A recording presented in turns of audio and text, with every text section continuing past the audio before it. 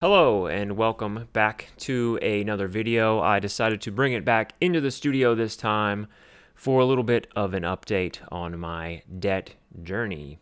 Now, if you're new here, which I imagine many of you are, I have been in debt for a long time and I am ready to get out, all right? Now, speaking on debt, I believe a lot of people are in debt. In fact, I just heard on CNBC, so on Twitter, there was a post that said that we are 1.25 trillion dollars in debt, credit card debt, that is. I imagine that if I could get my debt paid off, that would bring that debt around probably down to about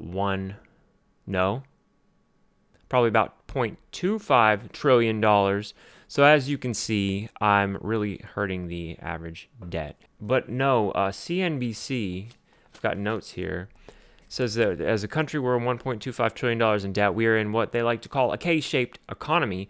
And what that means is essentially the good are doing better and the bad are doing worse. And this can be seen by looking at the stock market, which is at all-time highs. The semiconductors are running like there's no tomorrow, and my portfolio is in the dirt. So the stocks are in a K-shaped economy. You're either up or you're down, like me. I have a board here. I'm going to pull that out in a second. So essentially right now we're in a scenario where it is the rich versus the poor, and I'm not sure what to do about that. Should we all unite together to use our forces to take over and usurp the rich? Hell no. I'm trying to get rich. I'm just trying to figure out a way. All right, so in all seriousness, it's time to get serious about debt, and I've got a whiteboard here. If you don't like a school lesson, don't worry, I make it fun. Okay, so this whiteboard is from 1 year ago, roughly, a little bit more than a year, but this is when I would calculate my debt using the app Copilot. Check out my older videos if you're curious about how we got here. But currently, well, this is a year ago, and as you can see, 7431 was my credit card debt, 29202 was my student loan debt. And as you can see, this board is very dusty. I haven't touched this in a long time. And it's time to update it. And I'm sure you guys are excited for the grand reveal. So let's write some new numbers. All right. I present to you the new numbers. The brand new numbers just came out, hot off the press. So what?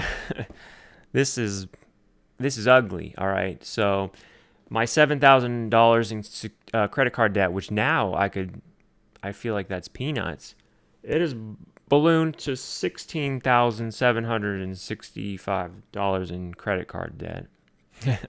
Don't worry, I've got it under control.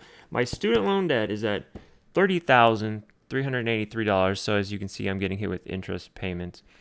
And down here, you're wondering, well, what is that? Them added up? Your addition is incorrect. All right, no, this 36,082 is how much stock I will be forced to buy if my puts expire in the money within the next 6 to 8 months. What that means is I am in a contract to buy stocks on a loan with money that I don't have. So if they all get assigned at once, which right now they're in the money, I will owe $36,000 that I don't have. So yeah, that's a pretty grim picture. And if that happens, I am in some deep doo-doo. I will have to liquidate a lot of my stock portfolio, and I don't want to do that because that is my retirement fund. That's the only savings. I've got a little bit of a nest egg or an emergency fund, but that's really my that's my retirement. My 401k is empty. So I was adding this all up, and I was trying to figure out the best way to pay this debt off. The first idea was the debt snowball, which is the Dave Ramsey way. You pay off the smallest debts first, and then you move on to the largest debt, and you get you get aggressive with it. You just pay off everything. All your money goes, after you have $1,000, all your money goes into paying off debt. I thought about that, and I wasn't sure how I felt. There's another strategy called the debt avalanche. And the debt avalanche is where you pay off the highest debt first, the highest interest debt first, and then you pay that one down. And in the long run, you'll be paying less money, but also there's not that psychological aspect of, hey, I paid off this credit card, cut it up, paid off this one, on to the next one. And while both of those are good ideas, I had a third idea. Essentially, the way that I'm going to pay off my debt is using credit card reward points. And it's not a great idea, but it's all I got. So here's how it goes. So everything I buy, I have a credit card for that I get 5% cash back, right? 5% off of 90% of my purchases, I get 5% off. 5% cash back. All right. So if I just continue to spend and I pay the minimum and then I pay them off in full, I will slowly be accruing these points, and then I will use those points to pay off my prior debt. I did a little bit of math here. The math says, so I added all those numbers up, right? It's $83,230 in debt, including the student loans. That's a lot. So if I'm getting 5% off, or cash back rather, on everything I buy, I will have to only spend a certain amount of money, and then I'll have enough money to pay that off with credit card rewards. That number I calculated is $1,664,617. All right, so that's a pretty big number, $1.6 million. I make 35 grand a year. Well, I did last year. I grossed 35 grand, so that's not take home. That means that it will take me, if I spend every single dollar that I make using a 5% credit card, I will be able to pay these cards off in 47 years, just so I can die a debt-free man. I look forward to that call to Dave Ramsey to shout from the mountaintops that I'm debt-free in the year 2077. I'm joking about this. So a few things that I would like to do in the long term is I would like to get this YouTube monetized, and in order to do that, I got to be more honest. I think I can't be doing these stupid jokes. This is a nonsensical, stupid, jackass idea. So I need to be more transparent with you. I'm going to start using this app called Monarch to budget. I don't know why I shouted that. I'm going to start using this app called Monarch to budget and track my expenses.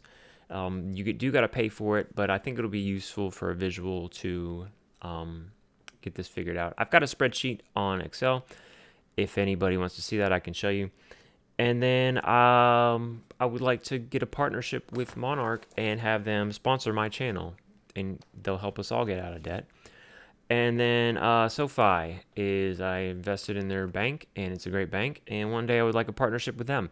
But you can't bank on getting a partnership with a bank to pay off your debt. So the more realistic plan is I need to make more money.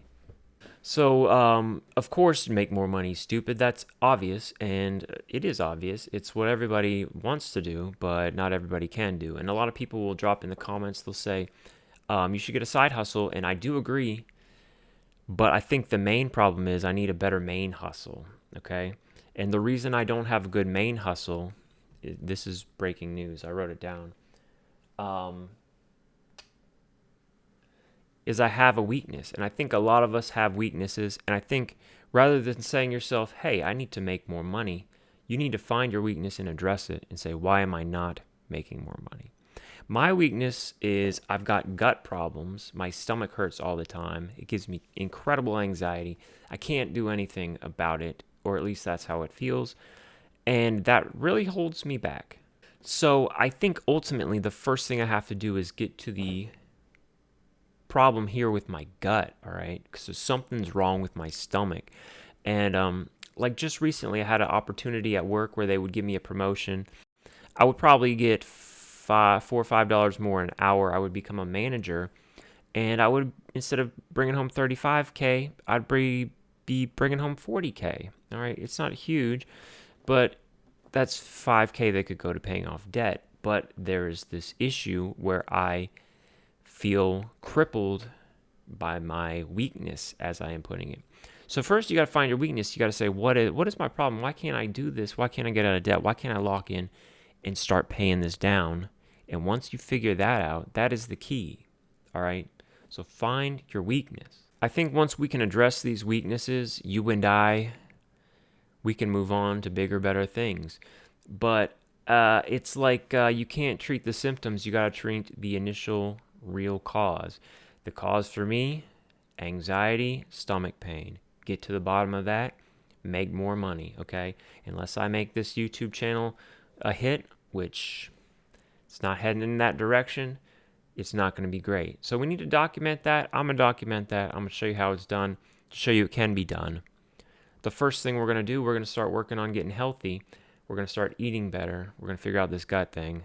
We're going to try to go to the doctor, get some health insurance. It's a big thing. We're going to figure it out, all right? I'm going to gain some weight. I'm going to get healthy. I'm going to go conquer the world one step at a time. We will get out of debt, but you got to find your weakness first. Maybe it's gambling. Maybe it's overspending. Maybe it's energy. But there is a weakness. Otherwise, you'd be thriving. We're going to figure it out. Thank you for tuning in. If you like this video, check out some of my older videos. It'll show you how we got here and where we're going from here. I appreciate you for tuning in. Catch you in the next one.